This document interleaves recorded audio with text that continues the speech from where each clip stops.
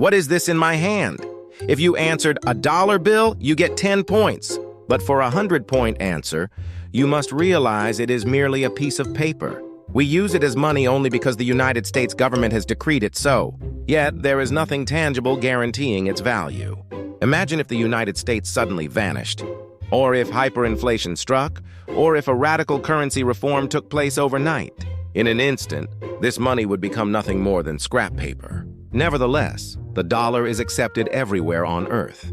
This is because it is the world's key currency, backed by a global faith that the United States will not disappear, that inflation will remain controlled, and that its currency will never be arbitrarily reset.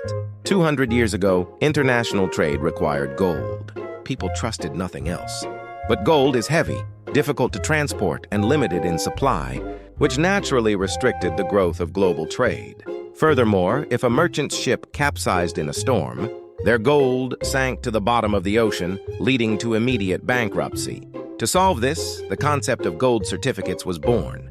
Banks issued paper receipts for the gold they held, promising that anyone who presented the certificate could withdraw the equivalent amount of gold. As trust grew, people began trading these certificates instead of the gold itself. This was the birth of banknotes and the gold standard, where paper money was issued only in proportion to actual gold reserves. The British pound was the first to adopt this system, becoming the world's key currency as Britain ruled the waves as an unrivaled superpower. But even the pound's reign ended after the two world wars. Britain spent so much of its gold on the war effort that it could no longer back its currency, and the Great Depression further crippled its status.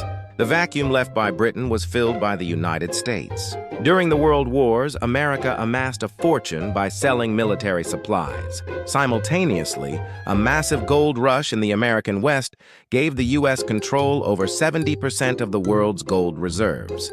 By the end of World War II, America was the undisputed leader in both military and economic power.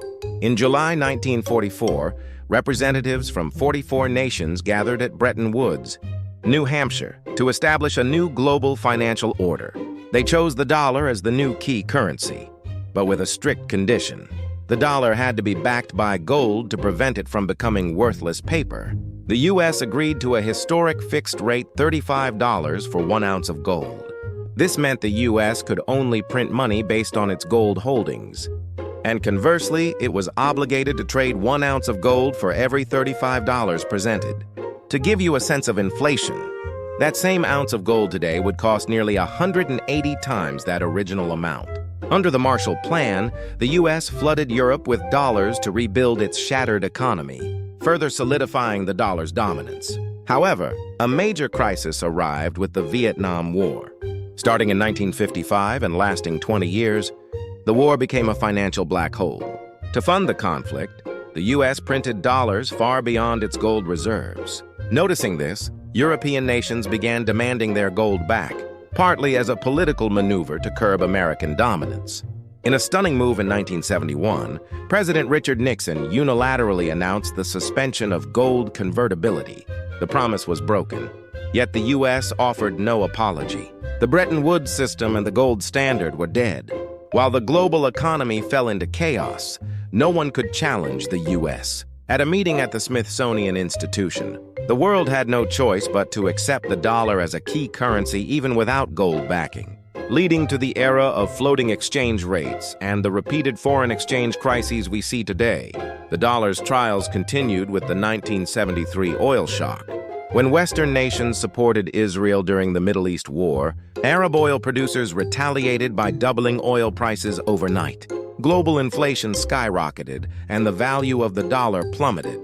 To save the currency's stability, Henry Kissinger devised a brilliant diplomatic masterstroke. He persuaded Saudi Arabia, the leader of the Arab world, to price all oil exclusively in U.S. dollars. In exchange, the U.S. guaranteed the safety of the Saudi royal family and gave OPEC the power to determine oil prices. Since the world could not function without oil, every nation now had to secure dollars to buy energy. The dollar was no longer a gold certificate. It had become an oil certificate. This is why we call it the Petro-dollar. Through this maneuver, the United States maintained its sovereign status.